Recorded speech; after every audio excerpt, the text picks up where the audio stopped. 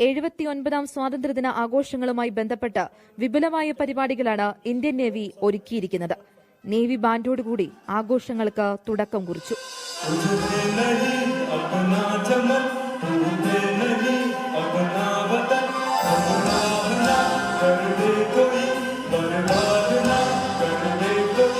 Operation Sindoor മുതൽ INS Vikrant, സൌഹൃദം, മാതൃരാജ്യം തുടങ്ങി ഞാൻ ജാക്സൺ അല്ലട വരെ ബാൻഡിൽ ഇടം പിടിച്ചു.